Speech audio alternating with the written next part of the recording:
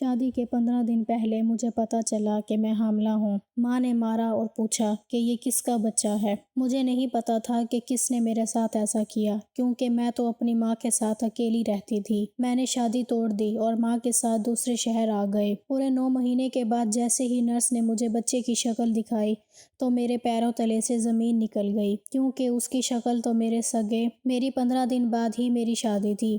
میری ماں کے ساتھ میرے اب تک بازار کے کئی چکر لگ چکے تھے۔ 1 مہینے سے میں بازار کے چکر کاٹ کر تھک چکی تھی، لیکن آج شاید میں بہت تھکان سے چور ہو چکی تھی، یا شاید دھوپ بہت زیادہ تھی۔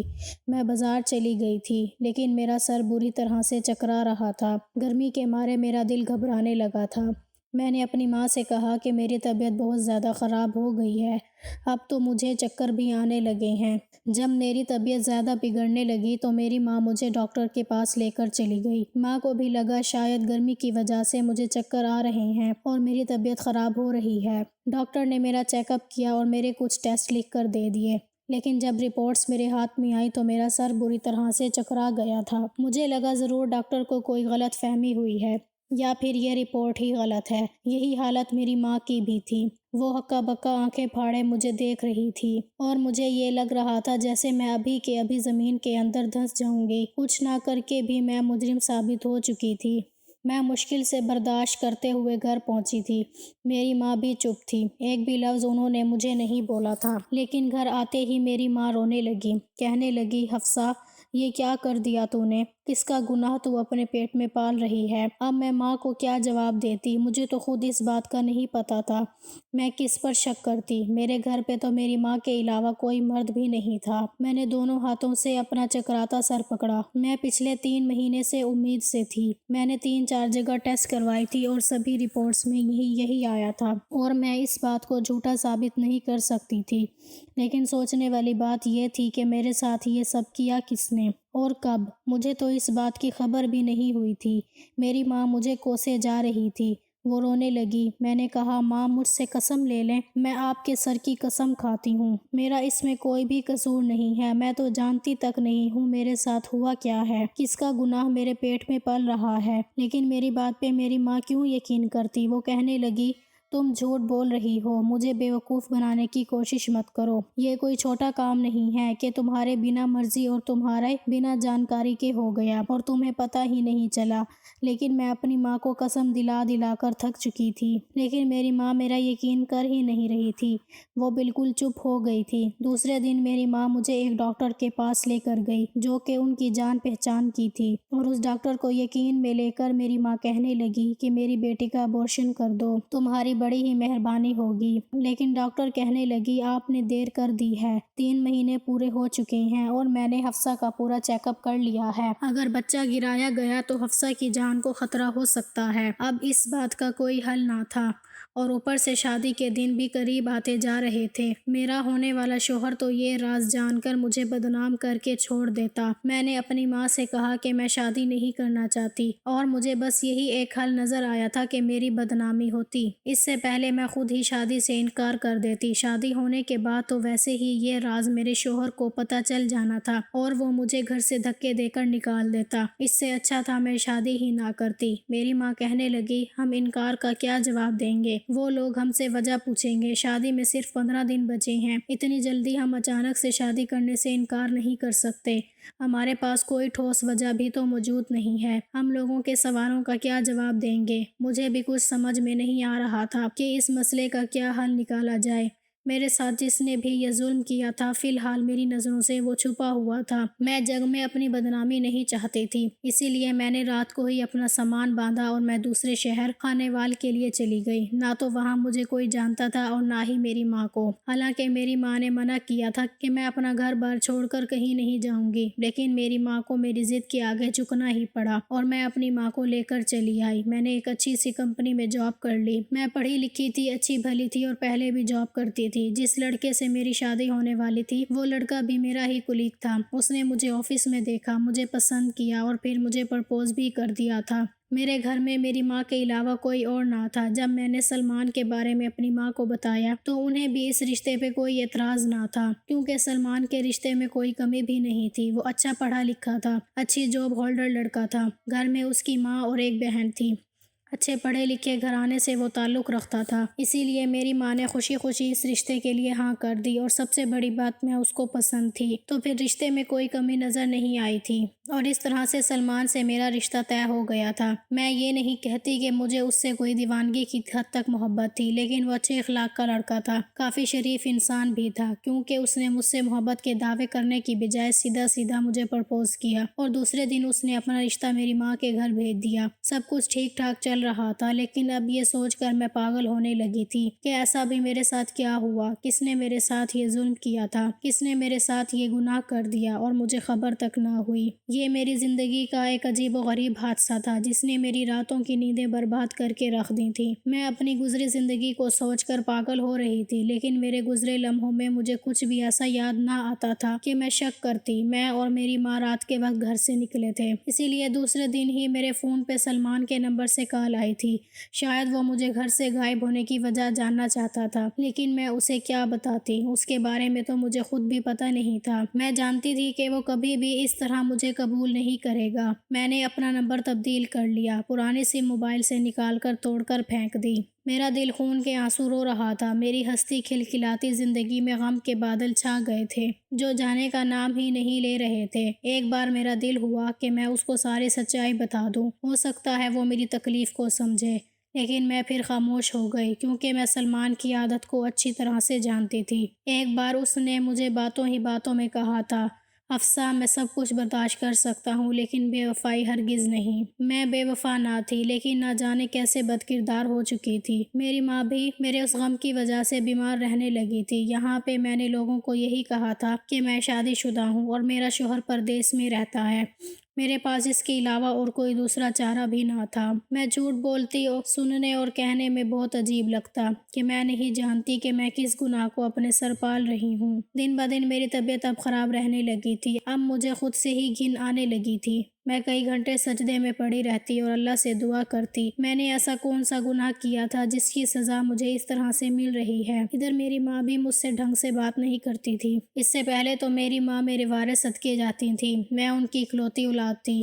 ان کے جینے کا اکلوتا سہارا۔ میرے پاپا جب میں 7 سال کی تھی مجھے تنہا چھوڑ کر چلے گئے تھے، تب سے میری ماں نے ہی مجھے پال پوس کر بڑا کیا تھا، میری خاطر دوسری شادی بھی نہیں کی تھی۔ رنگ روپ تو میری ماں جیسا ہی تھا، وہی بڑی بڑی بادامی چمکدار آنکھیں، لمبے گھنے کالے بال جو کمر کو چھوتے تھے، دودھیا سفید رنگت، دیکھنے والوں کی نظر میرے اوپر سے ہٹنا ہی بھول جاتی تھی۔ کبھی کبھی تو میری ماں بھی میری خوبصورتی سے ڈر جاتی تھی، افسا زمانہ بہت خراب ہے، اوپر سے تیری خوبصورتی خود کو چھپ کر رکھا کر۔ میں ماں کی بات کو ہنس کر ٹال دیتی، کہتی ماں آپ کی بیٹی کوئی کمزور لڑکی نہیں ہے کہ کوئی بھی آ کر آپ کی بیٹی کی عزت پہ جو ہاتھ ڈال دے گا، اگر کسی نے ایسا کیا تو اس کی آنکھیں نکال لوں گی۔ اور آج میں کیسے خون کے آنسو رو رہی تھی، کوئی میری عزت کے ساتھ کھیل گیا تھا اور مجھے پتا بھی نہیں تھا۔ یہ کیسی آزمائش تھی، جیسے کیسے وقت گزرتا رہا اور پھر وہ وقت بھی آ گیا کہ میں ہسپتال میں ایڈمٹ ہو گئی۔ میں نہیں جانتی کہ میرے بچے کا باپ کون ہے، میں کس کی اولاد کو جنم دینے والی ہوں۔ نہ تو یہ میری محبت کی تھی اور نہ ہی میرے ساتھ کی گئی محبت میں دھوکے بازی، وہ ایک ناجائز اولاد تھی، اور یہ درد میں ہی جان سکتی تھی کہ میں یہ درد کیسے برداشت کر رہی ہوں۔ عورت کبھی بھی ایسے بچے کو جنم دینا نہیں چاہتی جسے دیکھ کر اسے گھن آئے۔ مجھے بھی اس بچے سے گھن محسوس ہوتی تھی جس نے میری زندگی تباہ و برباد کر دی تھی۔ میں نے تو سوچ لیا تھا کہ میں اس بچے کے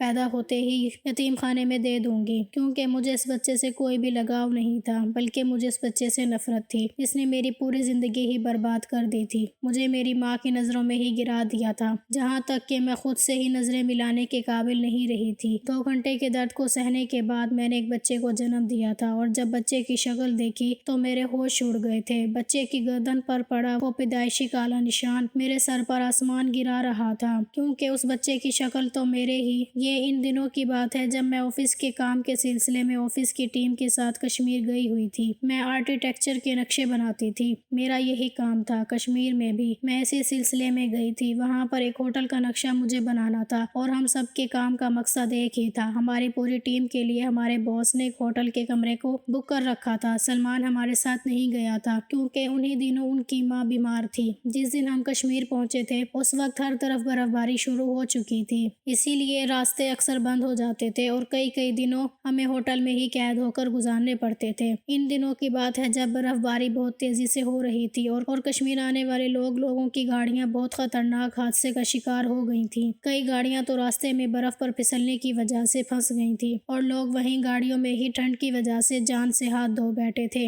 یہ حادثہ ایسا تھا کہ ہر دل کو تڑپا کے رکھ دیا تھا۔ ہوٹل کے مالکوں نے 3 گنا پیسے بڑھا دیے تھے۔ انہی دنوں ہم بھی اپنے ہوٹل کے کمرے میں قید ہو کر رہ گئے تھے۔ سردی اتنی تیز تھی کہ ہیٹر بھی کام نہیں کر رہے تھے۔ مجھے یاد آنے لگا، انہی دنوں ہوٹل پہ گاہکوں کی بھیڑ بہت بڑھ گئی تھی۔ لوگ ہوٹل کا کرایہ لاکھوں میں دینے کے لیے بھی تیار تھے۔ بہت سے لوگوں نے انسانی ہمدردی کے ناطے اپنے ہی کمروں میں لوگوں کو ٹھہرانا شروع کر دیا تھا، لیکن میں نہیں جانتی تھی کہ میرے ساتھ ایسا گھناؤنا کھیل بھی وہاں کھیلا جا سکتا ہے۔ ایک رات میرے کمرے کا دروازہ بڑی زور سے بجایا جا رہا تھا۔ میں سردی کے مارے رضائی میں بھی کانپ رہی تھی۔ مشکل سے ہی مجھے نیند آ رہی تھی کہ تبھی دروازے کی دستک نے مجھے نیند سے اٹھایا تھا۔ مشکل سے اٹھ کر میں نے کمرے کا دروازہ کھولا تو اسی ہوٹل کا ایک نوکر تھا۔ وہ مجھ سے کہنے لگا، ایک فیملی اس وقت بڑی مشکل سے اس ہوٹل تک پہنچی ہے اور ان کی بچی بھی بہت بیمار ہے۔ ہوٹل کا کوئی بھی کمرہ خالی نہیں ہے۔ اگر آپ ایک رات کے لیے انہیں اس کمرے میں ٹھہرا لیں تو یہ آپ کا ان باپ بیٹی پر بڑا ہی احسان ہوگا۔ میں کچھ دیر تو یہی سوچتی رہی کہ کیا کروں اور کیا نہ کروں، لیکن میں نے انسانی ہمدردی کے ناطے جگہ دے دی۔ کچھ ہی دیر میں 32 سال کا ایک آدمی اور 13 سال کی بچی کو گود میں لیے وہ میرے سامنے کھڑا تھا۔ اس وقت بے حد پریشان لگ رہا تھا۔ کمرے میں آتے ہی اس نے اپنی بیٹی کو فوراً سے بیڈ پر لٹا کر اس پر رضائی ڈال دی۔ وہ بچی بری طرح سے کانپ رہی تھی۔ وہ آدمی خود بھی ایک موٹی سی جیکٹ پہنے ہوئے تھا۔ مجھے احساس جتاتے ہوئے نظروں سے وہ دیکھنے لگا۔ کہنے لگا، میں آپ کا احسان کن لفظوں میں ادا کروں؟ اگر آپ مجھ پر احسان نہ کرتی تو میری بچی کو نہ جانے سردی کے مارے کیا ہو جاتا۔ میں نے کہا، کوئی بات نہیں۔ پھر وہ کہنے لگا، آپ بس میری بیٹی کا خیال رکھنے لا، میں تو کہیں بھی وقت کاٹ لوں گا۔ یہ کہہ کر وہ کمرے سے باہر چلا گیا۔ میں نے اس کی بیٹی کو کمبل سے اچھی طرح سے لپیٹ دیا تھا اور میں خود بھی اپنے بیڈ پر آ کر لیٹ گئی۔ وہ بچی نیند کی بے ہوشی میں بھی بری طرح سے کانپ رہی تھی۔ میں اس کے ٹھیک برابر میں لیٹ گئی اور اس 13 سال کی معصوم بچی کو اپنی گود میں بھر لیا۔ کچھ ہی دیر میں ہی اس بچی کی کپکپاہٹ بالکل ختم ہو چکی تھی۔ اب بچی گہری نیند میں سو چکی تھی۔ رات بھر برف باری ہوتی رہی اور صبح بھی یہی سلسلہ جاری تھا۔ سردی کی تیزی اتنی زیادہ بڑھ چکی تھی کہ نالوں میں پانی بھی جمنے لگا تھا۔ وہ بچی جب جاگی تو مجھے اپنے پاس دیکھ کر کچھ گھبرا گئی تھی۔ وہ مجھ سے کہنے لگی، مجھے اپنے پاپا کے پاس جانا ہے، لیکن میں یہ نہیں جانتی تھی کہ اس کا باپ اس وقت کہاں تھا۔ میرے پاس تو اس آدمی کا نمبر تک نہ تھا۔ میں نے اسے بہت سمجھایا کہ آپ کے پاپا ابھی تھوڑی دیر میں آ جائیں گے، لیکن وہ رونے لگی۔ میں نے کمرے سے باہر نکل کر دائیں بائیں دیکھا کہ شاید مجھے اس کا باپ کہیں نظر آ جائے، لیکن راہداری بالکل ہی خالی پڑی تھی۔ میں نے بڑی مشکل سے اس بچی کو چپ کرایا تھا، پھر ایک نوکر سے کہہ کر ناشتہ منگوایا، لیکن اس کا باپ واپس نہیں آیا تھا۔ صبح سے دوپہر ہو چکی تھی، لیکن اس بچے کے باپ کا کچھ پتہ بھی نہ تھا۔ میں نے اس ہوٹل کے مینیجر سے بات کی تو وہ مینیجر کہنے لگا کہ رات بھر تو وہ اسی ہوٹل کے صوفے پر سو رہا تھا، لیکن صبح کہاں گیا ہمیں بھی اس بات کی جانکاری نہیں ہے۔ اب میں پریشان ہو گئی تھی کہ اس بچی کو کیسے بہلاؤں، کیا کروں، کیونکہ وہ لگاتار روئے جا رہی تھی۔ مشکل سے ہی میں نے اسے دوپہر کا کھانا کھلایا، پھر اس کو اس کی فیملی کے بارے میں پوچھنے لگی تو وہ کہنے لگی کہ میری ماں نہیں ہے، مجھے چھوڑ کر وہ اللہ کے پاس جا چکی ہیں اور میں اپنے پاپا کے ساتھ ہی لاہور میں رہتی ہوں، اور میں نے ہی اپنے پاپا سے کشمیر آنے کی ضد کی تھی۔ میرے پاپا مجھ سے بہت محبت کرتے ہیں اور وہ میری کوئی بھی بات نہیں ٹالتے،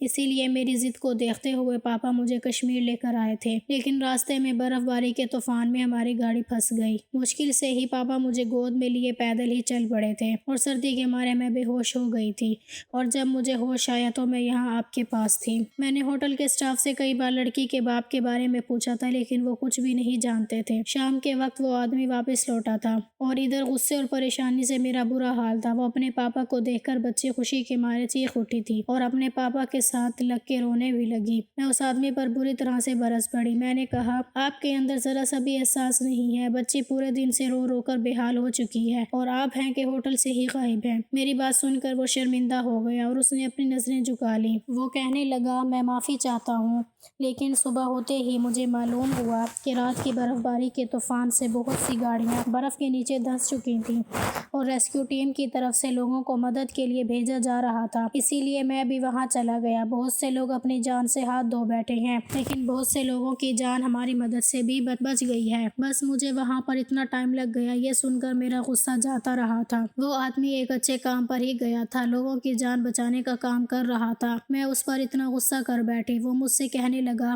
آج رات بھی ایسے ہی طوفانی بارش ہوگی، کل شام تک شاید کوئی حل نکل آئے۔ جیسے ہی راستے صاف ہوتے ہیں میں فوراً سے واپس چلا جاؤں گا۔ آپ نے میری وجہ سے بہت تکلیف اٹھائی ہے۔ وہ صفائی دینے لگا۔ پھر میں نے کہا، چلو کوئی بات نہیں، آپ نے جو بھی کیا لوگوں کو بچانے کے لیے ہی کیا، اور ایسے مشکل وقت میں ہی ایک دوسرے کا ساتھ نہیں دیں گے تو پھر کیا فائدہ۔ وہ رات تک میرے ہی کمرے میں رہا، مجھے میرے بارے میں پوچھتا رہا اور اپنے بارے میں بھی بتاتا رہا۔ وقت بھی تو کسی طرح سے گزارنا تھا۔ وہ کہنے لگا، میری لو میرج ہوئی تھی اور میری بیٹی کی پیدائش کے بعد ہی میری بیوی بیمار رہنے لگی تھی۔ میری بیٹی ابھی صرف 2 سال کی تھی کہ جب میری بیوی مجھے اور میری بچی کو اس دنیا میں اکیلا چھوڑ کر چلی گئی، لیکن اس کے بعد میں کسی اور کو اپنی زندگی میں شامل نہ کر سکا، کیونکہ مجھے یہ ڈر تھا کہ دوسری عورت میری بچی کے ساتھ غلط رویہ رکھے گی۔ شام ہوتے ہی وہ آدمی پھر سے کمرے سے باہر چلا گیا تھا۔ ادھر فون کے سگنل بھی بند جا رہے تھے۔ میں نے اپنے فون کو ایک نظر دیکھا تو کچھ میسیجز آئے ہوئے تھے۔ ادھر سلمان میری خیر خبر پوچھ رہا تھا اور میری وجہ سے پریشان تھا، کیونکہ کشمیر کے حالات کے بارے میں اسے بھی پتہ چل چکا تھا۔ میری ماں بھی بے حد پریشان تھی، لیکن فون کے سگنل بہت کم آ رہے تھے، ایک دوسرے سے بہت کم بات کر پا رہے تھے۔ مجھے سب سے زیادہ فکر اپنی ماں کی تھی، جو میری وجہ سے بہت پریشان تھی۔ میری ماں اس وقت گھر پر اکیلی تھی اور میری وجہ سے کسی تکلیف سے گزر رہی ہوگی۔ اس بات کا اندازہ میں لگا سکتی تھی، وہ بچی کب کی سو چکی تھی۔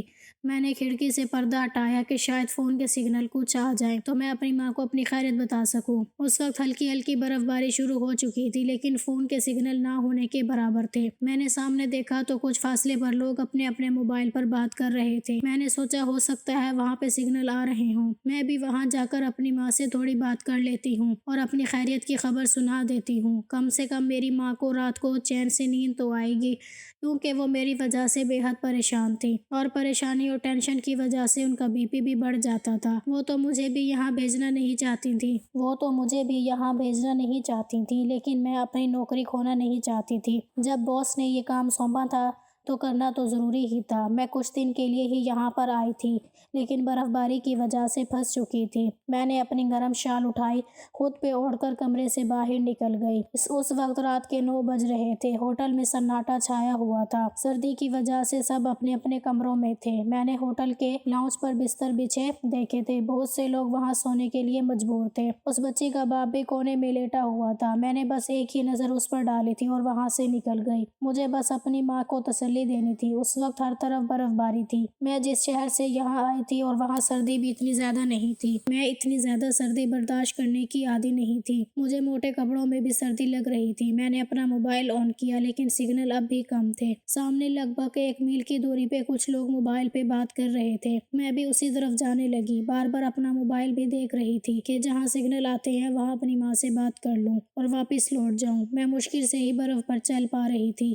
آدھے گھنٹے کے بعد میں وہاں پہنچ گئی تھی جہاں پر کچھ سگنل آ رہے تھے۔ میں نے اپنی ماں کا نمبر ملایا۔ اس وقت سردی کے مارے میں بری طرح سے کانپ رہی تھی۔ میری ماں نے فون اٹھایا، وہ میرے لیے بہت پریشان تھی۔ کہنے لگی، وہاں کی خبریں سن سن کر میرا دل دہل رہا ہے، اور سگنل تو نہ ہونے کی وجہ سے تم سے بات بھی نہیں ہو پا رہی تھی، اسی لیے میں بے حد پریشان تھی۔ میں اپنی ماں سے بات کر ہی رہی تھی کہ تبھی برف باری اور بھی تیزی سے شروع ہو گئی۔ ایک دم ہی ایسا لگا کہ برف کے گولے سر پر گرنے لگے۔ میں نے اپنی ماں سے کہا، چلو ماں ٹھیک ہے، میں واپس اپنے کمرے میں جا رہی ہوں، کیونکہ برف باری بڑھنے لگی ہے۔ میں نے جلدی سے فون بند کر دیا اور جیب میں ڈالا اور تیز قدم اٹھاتی ہوٹل کی طرف بڑھنے لگی، لیکن اس برف باری کی وجہ سے میرے ہاتھ پیر کانپنے لگے۔ برف باری کی وجہ سے اب مجھ سے چلنا بھی دوبر ہو رہا تھا۔ ایسا لگتا ہے کہ جیسے میرا چہرہ سن ہو گیا ہے، میرے ہاتھ پیر بھی سن ہو چکے ہیں۔ اب تو میں سانس بھی ٹھیک سے نہیں لے پا رہی تھی۔ میں جلد سے جلد اپنے کمرے تک پہنچ جانا چاہتی تھی، لیکن ایک جگہ جا کر بس میرے پیر دھنس گئے تھے۔ میں اپنے آپ کو نکالنے کی کوشش کر رہی تھی، لیکن میرے پیر نہیں نکل رہے تھے، اور پھر میں وہیں برف پہ اوندھے منہ گر گئی اور برف کی تیزی بھی بڑھنے لگی تھی۔ دھیرے دھیرے میں برف میں دھنسنے لگی تھی۔ ایسا لگ رہا تھا کہ آسمان سے گرتی برف ہر چیز کو اپنی آغوش میں سمیٹ لے گی۔ سردی کی وجہ سے اب تو میرے ہاتھ پیروں نے بھی کام کرنا بند کر دیا تھا۔ میں خود کو اس برف سے نکالنے کی کوشش کر رہی تھی، لیکن ایسا لگ رہا تھا جیسے میرے ہاتھ پیروں میں جان ہی نہ ہو۔ اب مجھ سے سردی برداشت نہیں ہو رہی تھی۔ میں اٹھنے کی کوشش کر رہی تھی لیکن ناکام تھی۔ مجھے لگا اب میں اپنی زندگی سے ہاتھ دھو بیٹھوں گی۔ جتنے بھی لوگ آس پاس کھڑے تھے اور فون پہ بات کر رہے تھے، برف باری تیز ہوتے ہی سب نے اپنے اپنے ٹھکانوں پر جانا شروع کر دیا تھا۔ اب آس پاس کوئی بھی دکھائی نہیں دے رہا تھا، صرف میں ہی وہاں پہ اکیلی برف میں پھنسی ہوئی تھی۔ مجھے لگا میری زندگی بس اتنی ہی ہے۔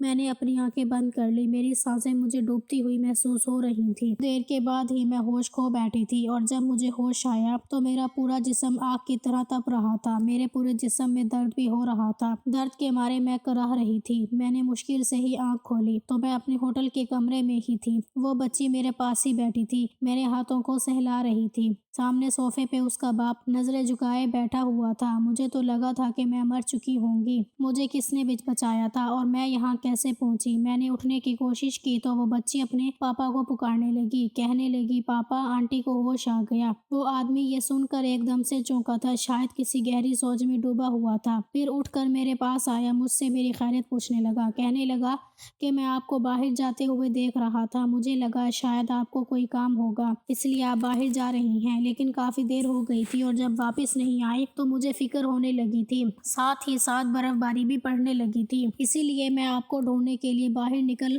کھڑا ہوا اور تھوڑی ہی دور جانے پہ آپ مجھے برف پہ بے ہوش نظر آئی تھی۔ میں آپ کو اٹھا کر کمرے میں لے آیا۔ اس کے بعد وہ خاموش ہو گیا۔ میں اس کی شکر گزار تھی کہ اس نے میری زندگی بچا لی، لیکن یہ معلوم نہ تھا کہ اس دوران وہ میرے ساتھ کیا کر چکا تھا۔ مجھے 24 گھنٹے کے بعد ہوش آیا تھا۔ میں ہسپتال میں بیٹھی اس بچے کو دیکھ رہی تھی۔ اس بچے کے نئے نقش بالکل اس بچی اور اس بچی کے باپ کے جیسے تھے، اور سب سے بڑی نشانی اس بچے کے گردن پہ وہ بڑا سا کالا نشان جو کہ بچی کی گردن پہ بھی تھا اور اس کے باپ کی گردن پہ بھی تھا۔ یہ اسی کا بیٹا تھا۔ اس رات اسی نے میرے ساتھ یہ گناہ کیا تھا جب میں بے ہوش ہوئی تھی، لیکن میں بے خبر تھی۔ اگلے ہی دن شام تک راستوں کو کافی حد تک کھول دیا گیا تھا۔ وہ آدمی مجھ سے نظر نہیں ملا پا رہا تھا کیونکہ وہ میرے ساتھ رات کو گناہ کر چکا تھا۔ بار بار یہی کہہ رہا تھا کہ میری غلطی کو معاف کر دینا، میں مجبور تھا۔ میں اس کی بات کو اس وقت سمجھ نہیں پا رہی تھی۔ مجھے لگا ہے شاید وہ میری جان بچانے کے لیے مجھے برف سے اٹھا کر کمرے تک لایا تھا، اسی لیے اس طرح سے بات کر رہا تھا۔ وہ اپنی بیٹی کو لے کر واپس جا چکا تھا۔ میں بھی کچھ دیر بعد واپس لوٹ آئی تھی کیونکہ جس قدر برف باری کشمیر میں ہو رہی تھی اور سارے کام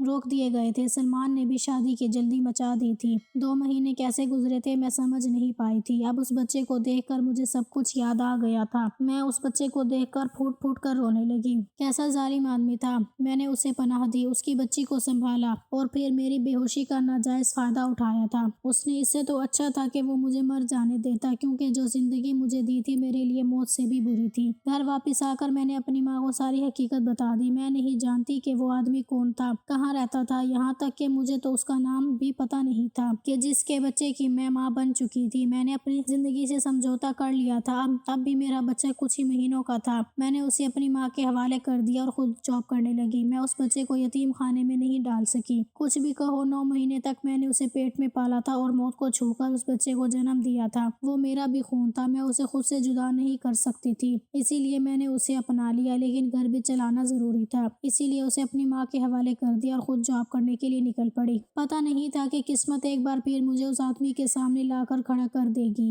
ایک بار جب گھر آئی تو سامنے اس آدمی کو اپنی ماں کے ساتھ بیٹھے دیکھا تو میں دنگ رہ گئی۔ اس کی بیٹی بھی اس کے ساتھ میں ہی تھی، اس کی خود کی حالت بھی بکھری ہوئی تھی۔ مجھے دیکھ کر وہ کھڑا ہو گیا۔ وہ آدمی کسی مجرم کی طرح نظریں جھکائے ہوئے تھا۔ میں نے اسے دیکھا۔ اس سے پہلے کہ کچھ کہتی اس کی بیٹی میرے پاس آ کر مجھ سے لپٹ گئی، کہنے لگی آنٹی میں نے آپ کو بہت مس کیا تھا، میں نے اور پاپا نے آپ کو بہت ڈھونڈا لیکن نہ جانے کہاں کھو گئی تھی۔ میں نے اس بچی کو کوئی جواب نہیں دیا۔ میری ماں میرے پاس آئی، کہنے لگی اس آدمی کو اپنی غلطی کا احساس ہو گیا ہے، کب سے یہ ہماری تلاش میں بھٹک رہا تھا اور اب جا کر ہمیں تلاش کر پایا ہے، تم سے معافی بھی مانگنا چاہتا ہے اور تم سے شادی بھی کرنا چاہتا ہے۔ میں نے یہ سن کر ایک نفرت بھری نظر اس پہ ڈالی تھی۔ وہ نظریں جھکائے کسی مجرم کی طرح میرے سامنے کھڑا ہوا تھا۔ میں نے کہا میں نے تمہارا کیا بگاڑا تھا جو تم نے میری زندگی برباد کر دی اور تمہیں اب احساس ہوا ہے اپنی غلطی کا؟ مجھے تم سے کوئی تعلق نہیں رکھنا، اٹھاؤ اپنا بچہ اور نکل جاؤ میرے گھر سے۔ یہ کہہ کر میں نم آنکھوں سے اپنے کمرے میں چلی گئی۔ میرے اندر کی ساری برداشت دم توڑ چکی تھی۔ میں پھوٹ پھوٹ کر رونے لگی۔ سلمان مجھے مجھے بے وفا سمجھ رہا ہوگا، جسے میں نے اس انسان کی وجہ سے شادی سے کچھ دن پہلے ہی بنا بتائے گھر چھوڑ دیا تھا۔ اس کی نظروں میں بے وفا بن چکی تھی۔ وہ آدمی میرے کمرے میں آ گیا، مجھ سے کہنے لگا، حفصہ ایک بار میری بات سن لو، اگر آپ کو یہ لگے کہ میں غلط ہوں، بے شک جو چاہے مجھے سزا دینا، میں اف تک نہیں کروں گا۔ آنکھیں اس کی بھی نم تھی۔ میرے سامنے آ کر وہ بیٹھ گیا۔ میں نے اپنے آنسو صاف کیے۔ اس کے سامنے میں کمزور پڑنا نہیں چاہتی تھی۔ جس رات میں تمہیں بے ہوشی کی حالت میں کمرے میں لایا تھا، تمہارا شریر ٹھنڈ کی وجہ سے ایک دم نیلا پڑ چکا تھا۔ تمہاری زندگی بچانے کا میرے پاس ایک ہی راستہ تھا، ورنہ تم اپنی جان سے ہاتھ دھو بیٹھتی اور میں تمہیں اپنی آنکھوں کے سامنے یوں مرتا ہوا نہیں دیکھ سکتا تھا، کیونکہ تم نے میرے اوپر بہت بڑا احسان کیا تھا میری بچی کی زندگی بچا کر، اور میں اپنی بچی کی زندگی بچانے والوں کو اپنی آنکھوں کے سامنے مرتا ہوا نہیں دیکھ سکتا تھا۔ میں ہر حال میں تمہیں بچانا چاہتا تھا۔ اگر میرے پاس تمہاری جان بچانے کا کوئی دوسرا راستہ ہوتا تو میں یہ گناہ کبھی نہ کرتا۔ پہلے میں نے تمہارے جسم کو گرمی دینے کی ہر ممکن کوشش کی تھی، لیکن تمہارے جسم میں گرمی پیدا نہیں ہو رہی تھی، اور میرے پاس آخری آپشن اپنے جسم کی گرمی دینا ہی بچا تھا۔ میرا یقین کرو حفصہ، جب میں نے تم سے کپڑے الگ کیے تھے، اس وقت میں نے اپنی آنکھیں بند کر لی تھی۔ میرے دل میں کچھ بھی غلط نہیں تھا، میں بس تمہیں اپنے جسم کی گرمی دے کر تمہاری جان بچانا چاہتا تھا۔ لیکن پتہ نہیں وہ کون سے کمزور پل تھے کہ تمہیں اپنے جسم کی گرمی دیتے دیتے میں بہک گیا تھا، اور وہ سب کچھ ہو گیا جو نہیں ہونا چاہیے تھا۔ صبح مجھے اس بات کی بہت شرمندگی تھی، اور میں ہمت کرنے کے باوجود بھی تم سے کچھ کہہ نہیں پایا۔ تمہیں بنا بتائے وہاں سے چلا گیا، لیکن اس جرم کے احساس نے مجھے چین لینے ہی نہیں دیا۔ میں نے تمہیں بعد میں بہت ڈھونڈا، ہوٹل سے تمہارے آفس کا پتہ بھی نکلوایا، اور تمہارے آفس سے تمہارے گھر کا ایڈریس نکلوایا۔ میں تمہارے گھر بھی گیا تھا تو معلوم ہوا کہ تمہاری شادی ہونے والی ہے۔ میں نے سوچا تم شادی کر کے اپنی زندگی میں خوش رہو گی۔ میں تمہیں یہ سچائی بتا کر ڈسٹرب نہیں کرنا چاہتا تھا، اسی لیے واپس چلا گیا، لیکن کچھ دن پہلے ہی میں نے تمہیں اپنے دوست کے ساتھ دیکھا تھا۔ معلوم ہوا کہ تمہارا بیٹا بھی ہے اور تمہارا شوہر پردیس میں رہتا ہے۔ یہ سوچ کر میرے دل کو سکون ہوا تھا، لیکن پھر بھی میں اپنے کیے کی معافی مانگنا چاہتا تھا، اسی لیے یہاں پر آ گیا۔ تمہاری ماں سے سچ جان کر مجھے بہت دکھ ہوا کہ میری وجہ سے تمہیں اتنی تکلیف اٹھانی پڑی۔ مجھے معاف کر دو اور مجھ سے شادی کر لو۔ میں باقی کی ساری زندگی اپنے جرم کی بھرپائی کرتا رہوں گا، لیکن مجھے جرم کے حساب سے چھٹکارا دلا دو۔ حفصہ، جو مجبوری میں مجھے کرنا پڑا تھا میں وہ کر چکا تھا۔ وہ بہت رو رہا تھا، ہاتھ جوڑ کر میرے سامنے ہچکیوں سے رو رہا تھا، اور میں ہاں نہ کرتی تو پھر کیا کرتی۔ اس کے جڑے ہوئے ہاتھ میں نے پکڑ لیے اور پھر اسے معاف کر دیا، بہت ہی سادگی سے۔ ہماری شادی ہو گئی، میں اس کی دلہن بن کر اس کے گھر چلی گئی۔ شادی کے بعد اس نے مجھے اتنی محبت دی کہ میں اپنے سارے غم اور تکلیفیں بھول گئی تھی۔ میری ایک پیاری سی فیملی ہے، جس میں پیارا سا بیٹا اور ایک بیٹی اور چاہنے والا شوہر ہے۔ اب مجھے اور کیا چاہیے۔